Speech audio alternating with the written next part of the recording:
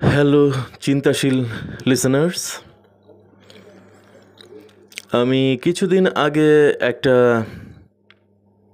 Audio file করেছিলাম যে সলিউশনটা কেমন। এটা আসলে দুইজন ইউটিউবার, পশ্চিমবঙ্গের মোটিভেশনাল ব্লগার বা মোটিভেশনাল স্পিকার সুমন্ত আর আমাদের দেশের ডক্টর মুনমুন জাহান, এই দুজনের ভিডিও ছিল একই সাবজেক্টের উপরে। সেই দুটো ভিডিওর পরিপ্রেক্ষিতে আমি আমার মতো করে কিছু অ্যাড করেছিলাম এবং সেই হিসাবে একটা আড্ডা ভিডিও হিসাবে বা আড্ডা অডিও ফাইল হিসাবে বারবার মুখে ভিডিও এসে যায়, ক্ষমা করবেন। কারণ আমি তো আজকাল ভিডিও বেশি করছি না, অডিও ব্লগ বেশি করছি, অডিও ফাইলস বেশি করে করছি। তো সেভাবে যেটা করেছিলাম সেটার একটা সেকেন্ড পার্ট আজকে করছি। ফার্স্ট পার্টটা যারা ফলো করেছেন দেখলাম 26 ভিউজ। তো সেই 26 জনকে উদ্দেশ্য করেই বলছি যে সেকেন্ড পার্টটা ফলো করতে পারেন আপনারা। আজকে যেটা হচ্ছে সেকেন্ড পার্ট করছি কারণ আমার সামহাও মনে হচ্ছে প্রথম পর্বটা একটু ইনকমপ্লিট ছিল। আমার ব্যক্তিগত জীবনের কিছু গল্প আছে, কিছু অভিজ্ঞতা আছে যেগুলো আরও বেশি করে অ্যাড করা যেতে পারে। কারণ বেশ কিছু প্রশ্ন আসতে পারে যে এখানে পার্টনারের ব্যাপারটা আসলে অবিবাহিত অবস্থায় যেটা সম্পর্কটা মানুষের থাকে এবং স্টুডেন্ট অবস্থায় ছেলেতে মেয়েতে যে প্রেমটা হয়, এইটাই আসলে মূল সাবজেক্টটা ছিল। তো এইখানে ছেলের দিক থেকে মেয়েটাকে বা মেয়ের দিক থেকে ছেলেটাকে ফিজিক্যাল ইন্টিমেসির যে প্রস্তাবটা, সেইটার উচিত এবং অনুচিত দিক, এটা নিয়েই আড্ডাটা আসলে ছিল। সেই আলোচনাটা আমি আরেকটু সামনের দিকে নিচ্ছি আজকে, যেহেতু পার্ট 2। আমি আসলে মেয়েদের দিক থেকে ছেলেদের দিকে যেটা যায় প্রপোজাল, ওইটার ব্যাপারে আমি আসলে কোনো কথা বলতে চাচ্ছি না আজকে। ছেলেদের দিক থেকে মেয়েদের দিকে প্রপোজাল যে যায়, আমি সে ব্যাপারেই আজকে কথা বলবো। আর আলোচনা শুরু করার আগে আমি আমার একটা প্রিয় ব্যান্ড সম্পর্কে একটু আপনাদেরকে বলি। আমার এই ইউটিউব চ্যানেলে ব্যান্ড সঙ্গীত সংক্রান্ত যে কোনো আলোচনা, যে কোনো ভিডিও, আমার যে কোনো গান যারা ফলো করেছেন, আমার তো নতুন গানটাতে মাত্র 4 লাইন গিয়েছি, আন্ডার কনস্ট্রাকশন, ওইটাতে দেখলাম অনেক ভিউজ। এইরকম সবাইকেই আমি একটা অনুরোধ করছি আজকে। একটা প্রবাসী ব্যান্ড আছে, নতুন ব্যান্ড, তারা খুব অল্প সময় হলো তারা ইউটিউব চ্যানেল খুলেছে। তারা হয়তো জীবনের ব্যস্ততা, কাজকর্ম সব কিছুর পাশাপাশি নিজের ব্যান্ড সঙ্গীত শিল্পসত্তাটাকেও বাঁচিয়ে রাখবার জন্য প্রচণ্ড চেষ্টা করে যাচ্ছে এবং তাদের অ্যাপ্রিসিয়েট দরকার, আসলে তাদের বাহবা দরকার এবং তাদের মনোযোগ প্রয়োজন। এটা সবারই, এটা যারাই গান বাজনা করে এটা প্রয়োজন নেই এমন মানুষ নেই, এমন শিল্পী নেই বা এমন ব্যান্ড লাইন আপ নেই। যারা বলবে আমার মনোযোগ প্রয়োজন না, আমি নিজেকে শোনানোর জন্য গান বাজনা করি, দেখেন গিয়ে তাদেরকে অলরেডি তারা হয়তো ছোটোবেলা থেকে সামহাও ফেমাস, মনোযোগ দেবার হয়তো 100-র উপরে লোকজন আছে তাদের। তো তারা তো আসলে উদাহরণ নয়।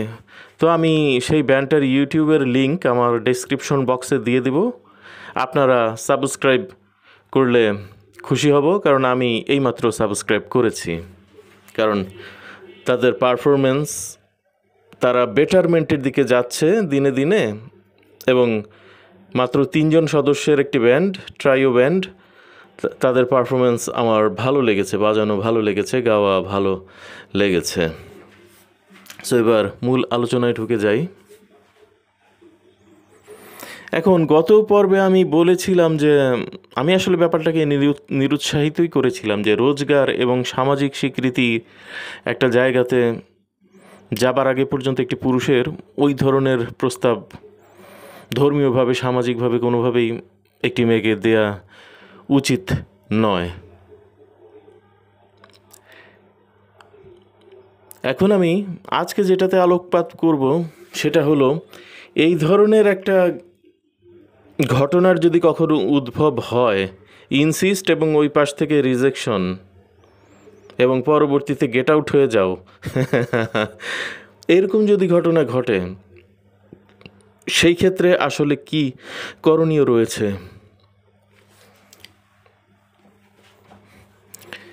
এক্ষেত্রে আমি আমার অতীতের একটু ঘটনা আপনাদের সাথে শেয়ার করি আজকে।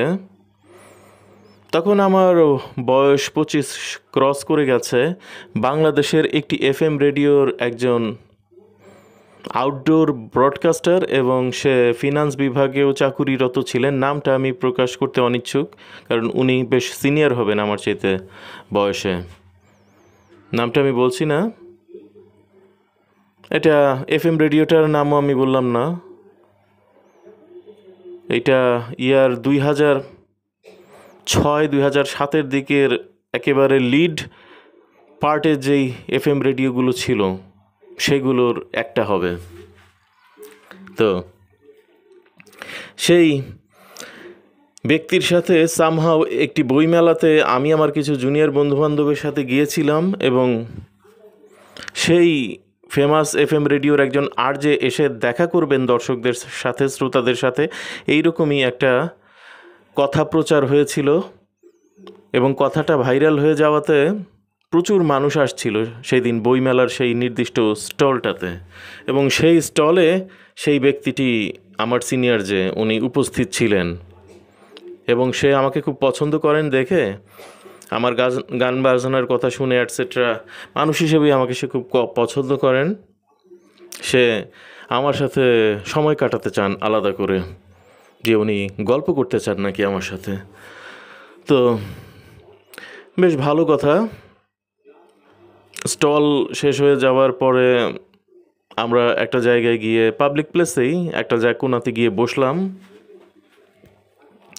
এবং বেশ কথাবার্তা হলো। আমার জীবনের কিছু কষ্ট তার সাথে শেয়ার করলাম। সেই মানুষটার আসলে খুব আক্ষেপ ছিল যে সে আর যে বা রেডিও জকির জায়গায় যেতে পারেনি। তার নাকি সব রকম যোগ্যতা থাকার পরও তাকে ফিনান্স বিভাগে চাকুরি করতে হচ্ছে, আর যে জায়গাটাতে সে যেতে পারেনি কারণ তার বয়স বেশি হয়ে গেছে, এটসেট্রা এটসেট্রা। তার মনে খুব ক্ষোভ ছিল এবং সে এটা আমার কাছে চ্যালেঞ্জ করছিল যে মাইক্রোফোনে মুখ রাখলে সে নাকি উক্ত আর যে উনার চাইতে ভালো করে নাকি দেখাতে পারতো। যাই হোক, সে তার জীবনের যেহেতু ক্ষোভের গল্প, কষ্টের গল্প বলতে লাগলো, আমিও আমার জীবনের ক্ষোভের গল্প, অতীতের কষ্টের গল্প, নানান কিছু বলতে লাগলাম এবং আমি একটা পর্যায়ে সেই গল্পটা বললাম যেটা ওই যে আমার এই আগের এপিসোডে যেটা আমি বলেছিলাম যে একটা প্রপোজালের ব্যাপারে একজনকে বারবার ইনসিস্ট করতে গিয়ে আমি না শুনেছিলাম এবং এরপর সম্পর্কটা ভেঙে যায়। এই গল্পটা করার পর সেই সিনিয়র আমাকে বলেছিলেন যে তালাত, তুমি তো ভুল করেছো, একটা মেয়ের সাথে কেন আগে প্রেম করতে গিয়েছো? তোমার মতো সহজ সরল ছেলে যারা এত জটিলতা কুটিলতা জীবনের বোঝে না, শুধু মনের দামে মন কিনতে চায়, এইভাবে যারা এগিয়ে যেতে চায় একটা সম্পর্কে, তাদের তো প্রথমে প্রেম করা উচিত কার সাথে জানো? একটা ছেলের সাথে, একটা চিন্তাশীল, একটা জেন্টাল, নম্রভদ্র একটা ছেলে যে লেস টকার বলতে ভোন্দা বা বোবা না। লেস টকার মানে জায়গা বুঝে, পরিস্থিতি বুঝে কথা বলতে পারে যেই ছেলে, সেরকম একটা ছেলের সাথেই আগে একটা ঘনিষ্ঠ বন্ধুত্বে জড়িয়ে পড়া উচিত। তো আমাকে যেহেতু সে বলেছিল যে প্রেম তো তোমার একটা ছেলের সাথে করা উচিত, সে আসলে ঠিকমতো বোঝাতে পারেনি, কারণ সবাই তো আসলে কাউন্সিলর নয়, আবার সবাই মোটিভেশনাল স্পিকারও নয়। কাউন্সিলিং করতে গেলে বা মোটিভেশনাল স্পিকিং করতে গেলে কিছু বাচনভঙ্গিগত মেধার দরকার রয়েছে, আর একজনের মগজ পর্যন্ত কথা পৌঁছতে পারার কিছু টেকনিক জানতে হয়। এগুলো তো সবার থাকে না। তো ওই ব্যক্তি এইভাবে কথা বলাতে আর সে নারী জাতির প্রতি একটু বিরক্তও ছিল। সব কিছু মিলে আমি ওই ব্যক্তিকে ঠিক ভালো লাগলো না আমার কাছে। আমি রেইনবো কালচার বা কিছু ওই ধরনের কিছু মনে করলাম। আমি ধীরে ধীরে ওই ব্যক্তির কাছ থেকে সরে গেলাম। কিন্তু বহু বছর পরে আস্তে আস্তে সময় গেল, বিভিন্ন ঘটনা ঘটলো আমার জীবনে। বয়স 30 পার করলাম, 35 পার করলাম, 40ও পার করলাম এক সময়। এখন আমি রিয়ালাইজ করি, বিশেষ করে ডক্টর মুনমুন জাহান এবং সুমন্তর ওই দুটো এপিসোড শুনবার পরে, আর সুমন্তর কাছে যেই ছেলেটি ফরিয়াদ জানিয়েছিল তার কষ্টের কথা, যে শারীরিক ইন্টিমেসির ইচ্ছা রয়েছে বলেই তাকে খারাপ ছেলের অপবাদ দিয়ে দূর করে দিতে চাচ্ছে জীবন থেকে, তখন আমার আসলে খুব করে আমার সেই সিনিয়র এই ব্যক্তিটার কথা মনে পড়ে। 2006 সালের ফেব্রুয়ারির বইমেলায় যার সাথে আমার পরিচয় হয়েছিল গিয়ে, ঢাকা বাংলাদেশের কথা বলছি। তো সেই কি বলে রিয়ালাইজেশনের আলোকেই আজকে আমি আড্ডাটা দিচ্ছি, এবং ওই রকম সিচুয়েশনে যত ছেলে বন্ধুরা আমার রয়েছে তাদের জন্যই এই আড্ডাটা। আসলে আমি সঠিক পথের আলো সবাইকে দেখাতে চাই। আমার মূল কথা হলো, গড্ডালিকা প্রবাহতে গা ভাসানো যাবে না। একটা মানুষ যেখানে পছন্দ করছে না, একটা মানুষ যখন সম্পর্কটা সামনের দিকে এগিয়ে নিয়ে যেতে আর পছন্দ করে না, তার কিন্তু নানান রকম কৌশল থাকে। কেউ কেউ স্ট্রেট ফরওয়ার্ডভাবে বলে, কেউ কেউ ভিন্ন মতাদর্শকে বেশি করে সামনে আনতে থাকে। যেই মতাদর্শ হয়তো আপনার সাথে যায় না, আপনি যেন বিরক্ত হয়ে ওঠেন এবং আপনি যেন তিক্ত হয়ে যান, আস্তে আস্তে যেন আপনি সরে পড়েন। এইভাবেও মানুষের কৌশল থাকে। খুব সূক্ষ্মভাবে মানুষ গেট আউট বলতে থাকে অনেক সময়, যেটা শোনাও যায় না, দেখাও যায় না, কিন্তু সিক্সথ সেন্স দিয়ে রিয়ালাইজ করা যায়। তো সেই রকম ছেলে বন্ধুদের ক্ষেত্রে বলছি, জীবনে তো আসলে ছেলেদের স্ট্রাগল পিরিয়ড। পড়াশোনার সময়টাতে একটা স্ট্রাগল, ভালো রেজাল্ট করবার স্ট্রাগল আছে, প্রতিযোগিতার স্ট্রাগল আছে, অনেকের নিজের খরচ কিছুটা নিজের চালাতে হয়, সেটার জন্য আর্ন করতে হয়, পাশাপাশি পার্ট টাইম জবও করতে হয়, টিউশনি করতে হয়, স্টুডেন্ট পড়াতে হয়। আমি লোয়ার মিডিল ক্লাস বা একেবারে শিক্ষিত মিডিল ক্লাসের ছেলেদের কথা বোঝাচ্ছি। অর্থ উপার্জনটা যাদের কাছে একটা ইস্যু, উচ্চবিত্তদের ক্ষেত্রে যাব না, কারণ অর্থ উপার্জন তাদের কোনো ইস্যু না, চাইলেই পাওয়া যায়। চাইলেই পাওয়া যায় না এরকম অবস্থানে যারা রয়েছেন, আমি বোধ করি তারাই শুনছেন আমাকে এই মুহূর্তে, এবং কানে হেডফোন গুঁজবার পাশাপাশি আশা করি হেডফোন ভলিউম বুস্টার অ্যাপটা আপনার অ্যান্ড্রয়েড ফোনে অ্যাক্টিভেট করে নিয়েছেন। যাই হোক, ওই রকম সিচুয়েশনে একটা ছেলেকে আসলে দায়িত্ব যেখানে নিতে হচ্ছে, তো সেই সময় আসলে স্ট্রাগল, লাইফটা কিন্তু তখন স্ট্রাগলিংয়ের একটা পিরিয়ড সেই সময় যায়। তো এই জায়গাটিতে পার্টনার বা মেয়ে বন্ধু, তার কাছে কিন্তু আমরা অনেক কিছু আশা করে ফেলি। এবং সাউথ ইন্ডিয়ান মুভি দেখে দেখে টমবয় কালচার যেহেতু অনেক জনপ্রিয় হয়েছে ইদানিং, অনেক মেয়েরা ওইভাবে শুরুটা করে ওইভাবেই যে হ্যাঁ আমি একটা ছেলে বন্ধুর চেয়ে কোনো অংশে কম না, আমি সব রকম সাপোর্ট তোমাকে দিতে পারবো। একটা ছেলের সাথে অনেকটা ছেলে হয়েই মেশা সৃষ্টি করে, কিন্তু দিন শেষে এবং ডক্টর মুনমুন জাহানের ভাষায় উনার প্রিভিয়াস কোনো একটা ভিডিওতে উনি বলেছিলেন দিন শেষে কিন্তু সে একজন নারী। তার কিছু ব্যাপার আছে যেগুলো 100-এ 100 একটা পুরুষের সাথে মিলবে না, এই জায়গাতে কিন্তু পার্থক্য হবে। এবং ভাইটাল কিছু জায়গা আছে চিন্তাভাবনার, অনুভূতির, তাকে একটা সমাজ নিয়ে কিন্তু চলতে হয়, তাকে কিছু জবাবদিহিতার মধ্যে যেতে হয়, জবাবদিহিতার মধ্য দিয়ে প্রতিনিয়ত যেতে হয়। সো প্রথমত আমি বলবো একটা ছেলের আসলে এই রকম আশা করাটা বা এই জাতীয় ব্যাপারগুলো চাওয়াটা পার্টনারের কাছ থেকে ইনসিস্ট করাটা আমার কাছে অমানবিক লাগে। সত্যি কথা, মানা যেহেতু করছে, ওই পাশ থেকে নো যেহেতু বলছে, জিনিসটা আমার মনে হয় প্ল্যাটোনিক লাভ, যেটার ব্যাখ্যা আমি গত এপিসোডে দিয়েছি, প্ল্যাটোনিক লাভের থিওরিতেই এখানে এগিয়ে যাওয়াটা ভালো। এবং সৃষ্টিকর্তার কাছে প্রার্থনা করা উচিত প্রতিনিয়ত এই সম্পর্কটা বিবাহের দিন পর্যন্ত যেন টিকে থাকে। এটা মন থেকে নিজের জন্য, নিজের সম্পর্কের জন্য দোয়াটা সৃষ্টিকর্তার কাছে তো চাওয়াই যায়।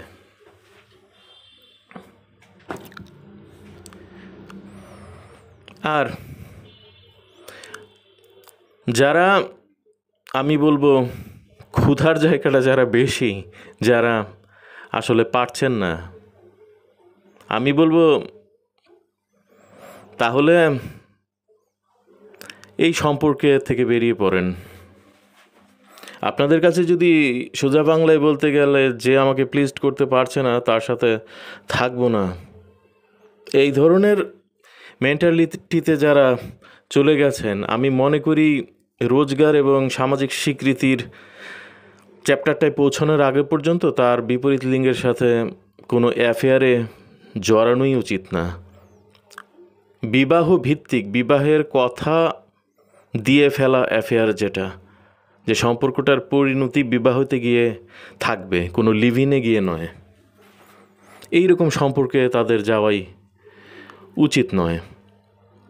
বরঞ্চ এমন একজন বন্ধুকে খুঁজে বের করা উচিত যে আরও বেশি করে বুঝবে আমার স্ট্রাগলকে, আমার প্রতিদিনকার কষ্টকে, আমার পড়াশোনার স্ট্রাগল, আমার কিছুটা পয়সা নিজের কামাতে হয় সেই স্ট্রাগল, অনেক সময় আত্মীয়স্বজন বাবা মার সাথে মতপার্থক্য হয়, বনিবনা হয়, খারাপ কথাবার্তা শুনতে হয়, সেই স্ট্রাগল। টক্সিক মানুষজন আছে সমাজে, এরা অনেক আজে বাজে কথাবার্তা শোনায়, ভালো থাকবার পরও, ভালো মানুষ হবার পরও তাদের এক্সপেকটেশন অনেক হাই থাকে, সেটা ফুলফিল করতে না পারলে অনেক আজে বাজে কথা শোনায়। এমন আত্মীয়স্বজন আছে, তাদেরও চাপ থাকে মনের মধ্যে।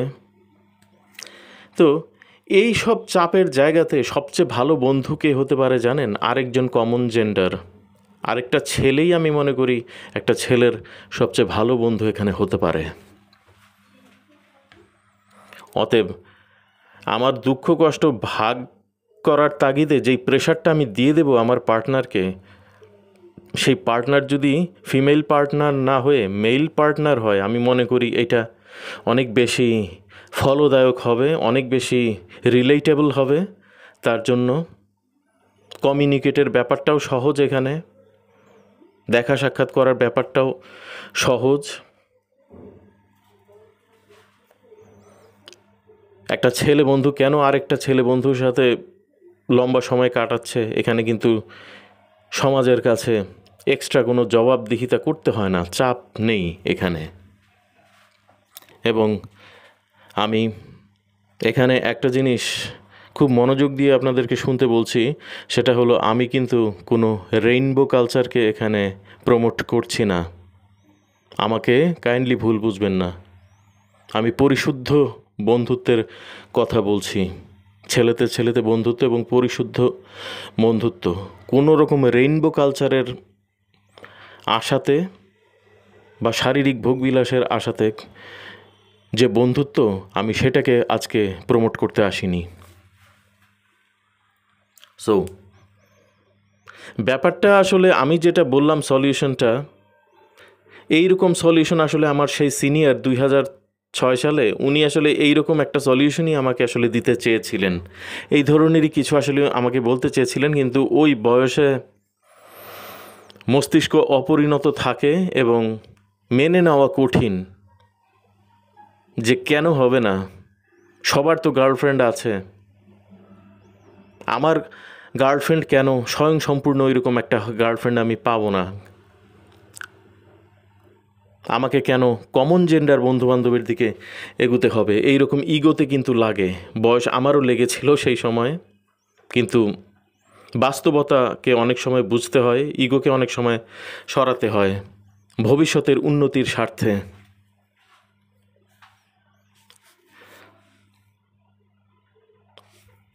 আজকে আমার তেমন কোনো কমন জেন্ডার বন্ধুই নেই। পুরাতন স্কুল লাইফে ফেলে আসা বন্ধুদের জন্য হা হুতাশ করি খুব। তারা কেউই কোনো রকম কমিউনিকেশন করতে ইচ্ছুক নয় আমার সাথে। এখন আমার কাছে মনে হয় 2006 সালে সেই সিনিয়র যা বলতে চেয়েছিল, আমি যদি আর একটু ঠান্ডা মাথায় চিন্তাভাবনা করতাম, গবেষণা করতাম, বিভিন্ন জায়গায় সেই কথাটা নিয়ে আরেকটু পর্যালোচনা করতাম, গিয়ে বসতাম যে আচ্ছা উনি কী বলতে চাইলেন, আমাকে আপনারা একটু বুঝায় বলেন তো, ব্যাপারটা কেমন, কি সোসাইটিতে ছেলে মেয়ের সম্পর্কটা কীরকম কী, এইগুলো যদি আরেকটু ক্লিয়ার হতে পারতাম, তখন আমার কাছে সেই হা হুতাশটা আসলে থাকতো না আমার মধ্যে যে আমি পুরুষ, আমার বন্ধু নারী বন্ধুই হতে হবে, কেন আরেকটা পুরুষ বন্ধুর সাথে এতটা বেশি সময় দিতে থাকবো, আমি কি গে নাকি? তখন হয়তো আরও প্র্যাকটিক্যালি চিন্তাভাবনা করতে পারতাম যদি কনসেপশনটা ক্লিয়ার থাকতো, এবং চেষ্টায় যদি লেগে থাকতাম। একটা ভালো কমন জেন্ডার বন্ধু কিন্তু জীবনে প্রতিটা পদে যে কোনো বয়সেই প্রয়োজন পড়ে, কারণ একটা সময় বয়স বেড়ে যায়, জেনারেশন গ্যাপ হয়ে যায়, পুরনো জেনারেশনের মানুষরা ব্যস্ত হয়ে পড়ে, সব কথা বলবার মতো সময় কিন্তু আর কারো কাছে থাকে না। সো টাকা পয়সা উপার্জনের পাশাপাশি সঠিক সময়ে একটা কমন জেন্ডার বন্ধু উপার্জন করা বা নিজের কাছে রাখা, সেটাও কিন্তু জরুরি। সেটার জন্য কিন্তু টাইম ইনভেস্টমেন্ট করাটা জরুরি, যেটা আমি ইগোর কারণে করিনি একটা বয়সে। এবং এখন যখন কমন জেন্ডার বন্ধুদেরকে কোথাও আড্ডা মারতে দেখি, একসাথে লাঞ্চ করতে দেখি, ডিনার করতে দেখি, বিকেলের নাস্তা করতে দেখি, একসাথে হ্যাং আউটের ভিডিও দেখি ইউটিউবে, খুব খারাপ লাগে আসলে।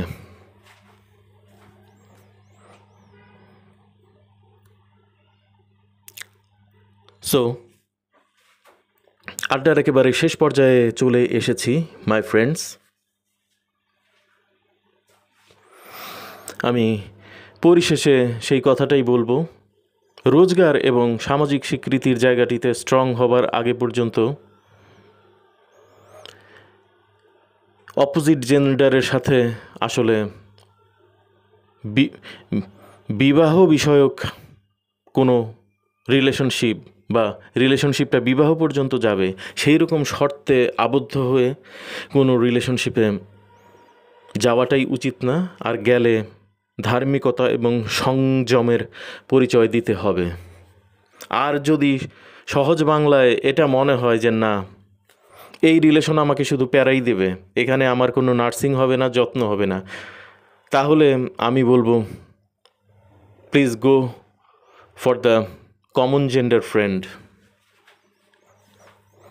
আশেপাশে দেখুন কে আছে, না থাকলে নতুন করে খোঁজা শুরু করুন, এবং খুঁজবার আগে মাথায় রাখতে হবে কোনো প্রতারণার ফাঁদে আবার পা দিচ্ছেন না তো। মানুষটাকে যথেষ্ট পরিমাণে যাচাই বাছাই এবং অবজারভেশনের ব্যাপার রয়েছে, কারণ ভালো বন্ধু পাওয়া খুবই সমস্যার ব্যাপার।